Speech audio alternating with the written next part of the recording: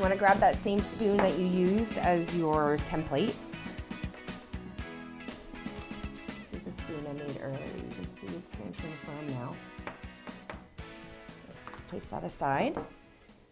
Maybe even dust the spoon a bit. Oh, I said a bit. I said a bit. You don't want too much. You don't want lumps underneath. They'll show up. Okay, so we're going to lay, of course, we're just going to mirror image the spoon. This is what it's going to give the spoon its shape. It's pretty smart, I know. Be gentle and just kind of work it down. I got some nails, so I got to be extra careful.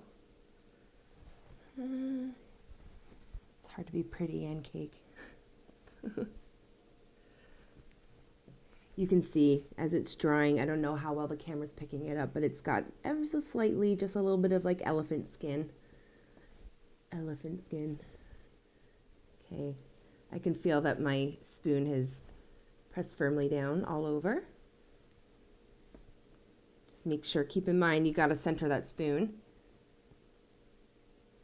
So the spoon's a little bit larger, so I'm actually going to start to just push down a little bit and kind of curve it around the actual spoon beneath, just giving a little bit of shape.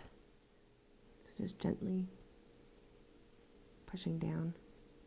But I don't know, your spoon may be different. Maybe it won't be as rounded as my spoon. Do whatever feels right. This feels right to me.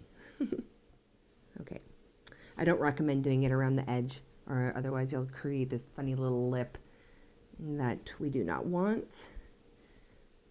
So, I do believe that this spoon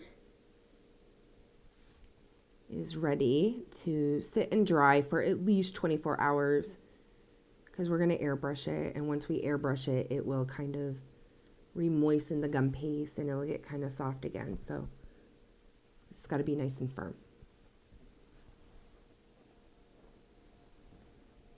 Oh, look what I did actually.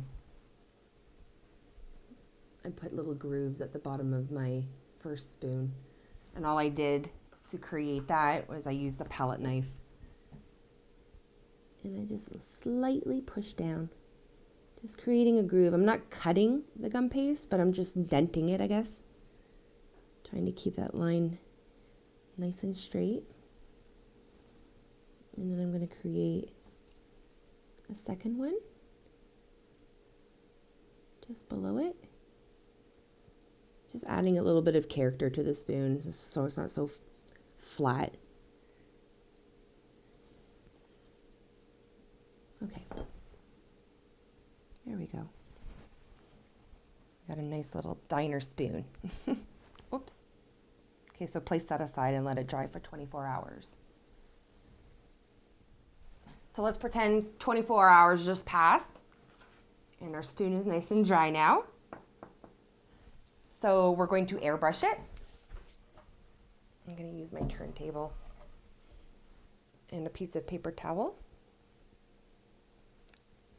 Make sure you brush off any excess, I don't have my brush on hand, any excess cornstarch or icing sugar you have, otherwise the paint won't adhere to the spoon.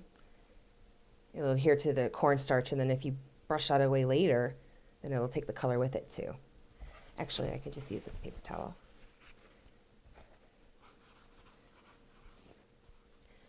I like to start upside down.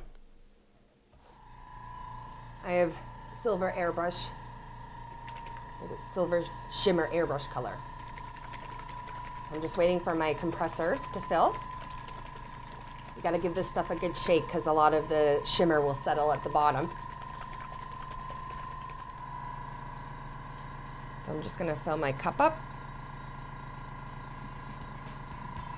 Not too much. I don't have a cap for it, so I don't want to spill. That's happened to me many times. I'll be airbrushing a project, whoop, and then airbrush color will just totally plop at the top of my cup, ruining my project. I'm just waiting for my compressor to fill.